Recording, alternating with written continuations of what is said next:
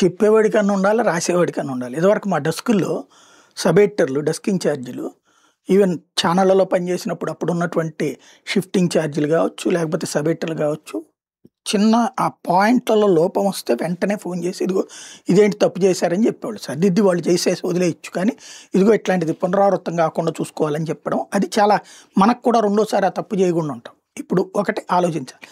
Cabinet నిన్న meeting అయింది, Telangana cabinet. ఆ మీటింగ్కి సంబంధించిన స్క్రోలింకులు, బ్రేకింగ్లు, వార్తలు వేస్తున్నారు. ఏమని 42% రిజర్వేషన్ అన్నటువంటి తేలిన తర్వాత అప్పుడు మిగతా ఎన్నికలు పెడదాం, ముందు పంచాయతీ ఎన్నికలు పెడదాం అనుకున్నాం. ప్రభుత్వం ఇదే పార్టీ తరపున 42% రిజర్వేషన్ అమలు పెడదాం పంచాయతీల్లో అన్నట్టు. పార్టీ తరపున క్యాబినెట్ ఎట్టా తీర్మానిస్తుంది?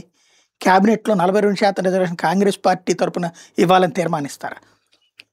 పంచాయతీ ఎన్నికలు ఆ రిజర్వేషన్లతో సంబంధం లేకుండా చేసేద్దాం, అదంతా కోర్టులో తేల్చుకుందాం, అది అయిన తర్వాత చూసుకుందాం, ఈ లోపుగా మనం పంచాయతీ ఎన్నికలు పెట్టుకుందాం అనేది క్యాబినెట్ తీర్మానం చేస్తాం. ఆ తర్వాతన సరే ఎట్లాగో ఆ చట్ట ప్రకారం చేయలేకపోతున్నాం కాబట్టి 42% రిజర్వేషన్ మన పార్టీలో అన్న ఇద్దాంలే అనేటటువంటి పార్టీ అనుకోవాలి. అది నిజంగా అంత కమిట్మెంట్ ఉంటే ఎంపీటీసీ, జెడ్పీటీసీ, అలాగే మున్సిపాలిటీ, కార్పొరేషన్ ఎన్నికలు కూడా పెట్టి వాటిట్లో కూడా 42% రిజర్వేషన్ ఇవ్వాలి. అక్కడ క్లియర్గా ఇది ఉంటుంది, దాన్ని ఏమంటారు, సింబల్దా. అప్పుడు ఎంత ఎత్తేసిపోతుంది. ఇప్పుడు పంచాయతీ ఎన్నికలు నువ్వు ఇచ్చినా ఇవ్వకపోయినా అదేంటి ఎవరికాడు లోకల్గా జరిగేటటువంటిది.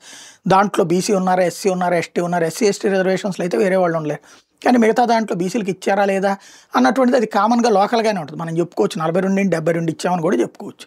గెలిచిన తర్వాత 100కు 100 మా వాళ్ళే అని కూడా చెప్పుకోవచ్చు. బట్ పార్టీ నిర్ణయాన్ని తీసుకొచ్చి క్యాబినెట్లో నిర్ణయించారని చెప్పి వాళ్ళు చెప్పడం ఏంటి, వీళ్ళు రాయడం ఏంటి, బ్రేకింగ్ వేయడం ఏంటి, నడిచిపోతుంది మనకి జర్నలిజం అట్లాగా.